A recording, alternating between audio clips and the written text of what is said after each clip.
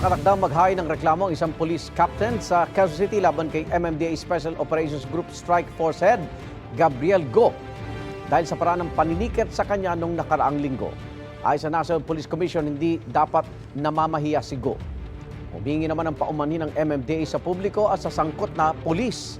May unang balita si Mark Salazar. Nag-viral kamakailan ang video ng clearing operation ng MMDA sa tapat ng isang police station sa Quezon City nung nakaraang linggo. Sa video na ngayon ay inalis na sa social media, pinapagalitan ni Special Operations Group Strike Force Head Gabriel Go si Police Captain Eric Felipe. Dahil sa mga motorsiklong nakaparada sa bangketa, humingi ng paumanhin si Felipe sa kanya pero hindi raw nagustuhan ni Go ang approach ng pulis. Ang insidenteng yan, inimbestigahan na ng National Police Commission. Kung nagkamali ang pulis, kasuhan, parusahan. Ang problema ko dyan is yung pamamaraan. Pwede naman na tikitan mo na, tapos na. Nagsusorry na yung tao, balak na niyang bayaran yung fine niya, bibidyohan mo, ipopost mo, papayain mo, para lang what? For the views. Ayon pa kay Kalinisan, nakausap niya na si Felipe na balak daw magsampa ng reklamo laban kay Go. Binidyohan mo pa yung tao na hindi niya nalalaman, wala rin namang consent niya. Clear violation of the Data Privacy Act.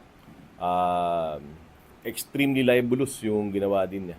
So I cannot fault si Captain Felipe. It's well within his right to file a case. He feels aggrieved and actually I feel for him.